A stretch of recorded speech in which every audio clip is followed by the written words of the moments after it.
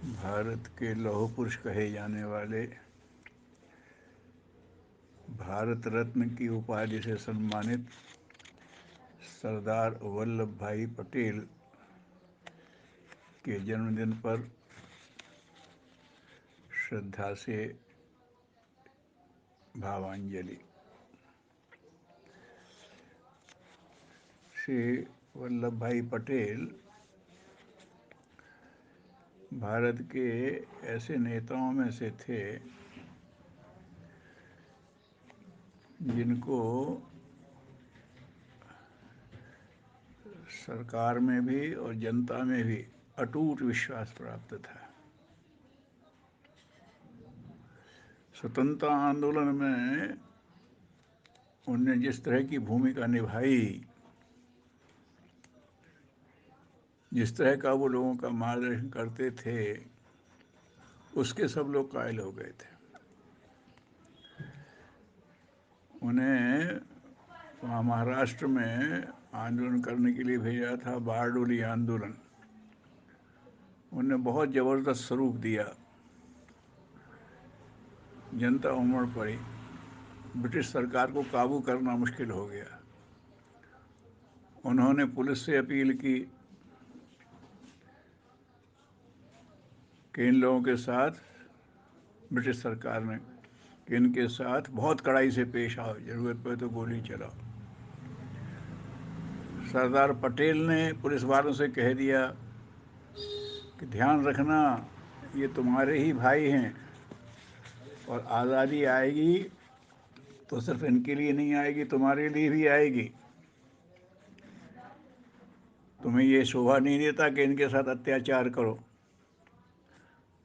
तो भारतीय पुलिस ने ब्रिटिशर से कह दिया कि ये लोग शांतिपूर्ण प्रदर्शन कर रहे हैं, इनके साथ हम कड़ाई नहीं करेंगे। ये देख करके अंग्रेज़ सरकार को चिंता हुई। उन्होंने अपनी दमन नीति पर उतर करके ये कहा कि तुम नहीं करते तो हम मिलिट्री से करवाएंगे। सरदार पटेल ने मिलिट्री वालों के लिए भी संदेश कह दिया, तुम भी ध्यान रखना, तुम्हारे ही प्रभाव, भारतीयों की ही ताकत से भारतीयों को ही गुलाम रख रहे हैं ये लोग। अगर भारतीय इनका साथ न दें तो यहाँ टिक नहीं सकते। तुम भी सोच समझ के कदम उठाना। तो दमन के लिए मिलिट्री ने भी निकलने से मना कर दिया। उन्होंने, अंग्रेज़ों ने कहा कि अच्छा तुम करते हो, हम तुम्हारा कोर्ट मार्शल करेंगे। मिलिट्री में मिलिट्री वालों पर भी क्या होता, कोर्ट मार्शल करते हैं। तो उन्होंने कह दिया हमारी बैरक में घुस के तो देखो, आते ही गोली मार देंगे कोर्ट मार्शल करने वाले को। ये अपील सुनी उन्होंने तो अंग्रेज़ सरकार ने उनसे कहा वायरलेस से कि देखो सरेंडर कर दो, नहीं तो हम तुम्हारे ऊपर बम्बार्डमेंट करवा देंगे। ये रेडियो की घोषणा सुनी इंडियन नेवी ने। उन्होंने भी सरदार पटेल का संदेश सुना था, तो उनका वहाँ से रेडियो मैसेज आ गया कि तुम लोग वहीं रहना, चिंता मत करो भारतीय सैनिकों, हम यहाँ तैयार बैठे हैं। अगर हवाई जहाज़ ने उड़ान भरी तो हम एंटी एयरक्राफ्ट गनों से उन्हें धराशायी कर देंगे। अब अंग्रेज एकदम सटपटा गए। तो ऐसा बारडोली आंदोलन जब उन्होंने चलाया था, तब उनको कहा कि असली सरदार तो ये है, लोगों को गाइड करने वाला था। तब से ये सरदार पटेल हो गए और उनमें थे सरदार के गुण। खैर, लेकिन उसके बाद भी उनके अंदर विनम्रता और सहजता भरी हुई थी। बारडोली आंदोलन समाप्त हो गया, क्रांति का, क्योंकि कुछ शर्तें मान ली गई। गांधी जी वहाँ गए महाराष्ट्र, तो उन्होंने कहा, एक पत्र दिया कि लो भाई ये गवर्नर को पहुँचा दो। गवर्नर अंग्रेज होते थे। तो बापू ने पत्र दिया था, तो वो स्वयं लेकर पहुँचे। सुना सरदार पटेल आए हैं तो वो स्वयं निकल कर आए, बोले अरे भाई आइए आइए सरदार साहब बैठिए। बोले कुछ नहीं है, कोई उन्होंने समझा फिर कोई गंभीर बात आ गई है। बोले कुछ नहीं है, बापू आए थे, उन्होंने पत्र भेजा है तो देने आ गया। अरे बोले तो आप क्यों आए सरदार साहब, आप किसी स्वयंसेवक को भेज देते। तो वो मुस्कराए, बोले मैं बापू का स्वयंसेवक ही हूँ, सरदार औरों के लिए होऊंगा। तो ये उनकी विनम्रता, ये उनकी सहजता, तो इस हिसाब से उनका काम चलता रहा। फिर भारत स्वतंत्र हो गया। और एक बात और भी है, थोड़े लोगों को मालूम है, जब भारत स्वतंत्र होने को हुआ तो उस समय 15 प्रांत थे भारत में, और 15 प्रांतों की कांग्रेस सरकार उसे पार्टी से, प्रांतीय जो होता है दल का, तो प्रांतीय अधिकारियों से पूछा गया कि आप प्रधानमंत्री किसको चाहोगे, इसका नाम सजेस्ट करो। तो 15 में से 10 या 11 ने पटेल का नाम वो किया था कि सरदार पटेल को बनाना चाहिए प्रधानमंत्री। ये उनकी लोकप्रियता थी के अंदर। लेकिन गांधी जी के सामने शायद दूसरी समस्या थी, कुछ ब्रिटिश का दबाव रहा हो, तो उन्होंने कहा नहीं, प्रधानमंत्री तो नेहरू को ही बनाना है।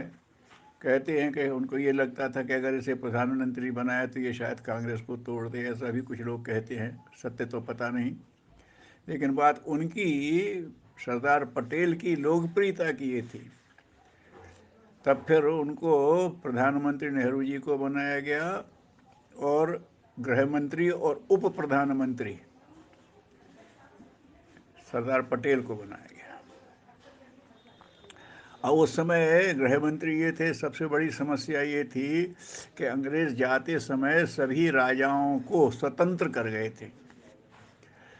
वो जहाँ चाहें भारत सरकार संघ में शामिल हों या ना हों, पाकिस्तान में होना चाहें शामिल वहाँ हो जाएं, तो ऐसी एक छूट दे गए थे। अब ये बहुत बड़ी चुनौती थी कि राजाओं को कैसे इसके लिए सहमत किए। तो सरदार पटेल ने उस समय अपनी कूटनीतिक चालों का और अपनी दृढ़ता का जो परिचय दिया। 600 के लगभग रियासतें थीं, उन्होंने एक एक करके सबको सहमत कर लिया और साइन कराते चले गए। कहीं उन्हें कूटनीतिक चालें भी लेके चली थी, वहाँ अपनी सहमत की थी, लेकिन जैसे भी था उन्होंने सबको करा लिया। कुछ लोग बहके, तो उन्होंने उसके लिए वो किया जो अपना नवाब हैदराबाद मानने को तैयार नहीं था। वो कह रहे थे, और मैसूर स्टेट बहुत बड़ी थी, वो नहीं हुए तो उन्होंने कहा कि देखो हम ये करते हैं,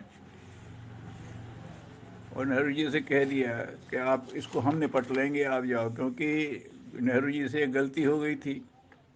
कश्मीर में कश्मीर के राजा हरि सिंह जी ये निर्णय लेने में लेट हो गए।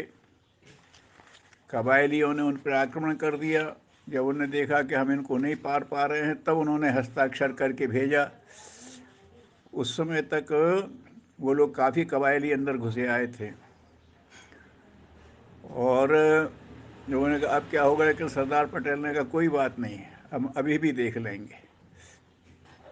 और उन्होंने पहले भारतीय सेना के हैवी गाड़ियां वहां जाने का रास्ता नहीं था, तो 3 दिन में भारतीय सेना ने वहां अपनी हैवी गाड़ियां भेजने का बना लिया। उसमें उन्हें पैराशूट से उतारे, उसके बाद उनको दबाना शुरू कर दिया और वो खाली करा लेते, ये स्थिति आ गई थी। लेकिन नेहरू जी एक अंतर्राष्ट्रीय इमेज बनाने के नाम पे उन्हें यूएनओ में उठा दिया वो प्रश्न, जबकि जाने की ज़रूरत थी नहीं। राजा लिख के दे चुके थे, और जो आ रहे थे पाकिस्तान ने नकार दिया, हमें पता नहीं कौन आ रहे हैं, कबायली हैं, तो कोई आ रहे हैं उद्दंड, हम मार के भगाए देते हैं। लेकिन उन्होंने वहाँ डाल दिया तो वो पीओके वाला जो प्रॉब्लम खड़ी हो गई जहाँ तक थी। उन्होंने कहा जाना है तो जाना। उस समय जो हमारे यहाँ आर्मी के वहाँ इंचार्ज थे, वो फील्ड वार के स्पेशलिस्ट माने जाते थे। उन्होंने कहा 48 घंटे रुक जाओ। हम एक ही चप्पा खाली करा लेंगे फिर जाना। लेकिन वो चले गए तो ये गलती हो चुकी थी, कश्मीर की समस्या उलझ गई थी। तो वो उप प्रधानमंत्री तो थे ही और गृह मंत्री भी थे, तो उन्होंने नेहरू जी से कहा आप जाइए, 4 दिन का 5 दिन का अपना बाहर का विदेश का दौरा बना लिए, हैदराबाद को हम समझ लेंगे।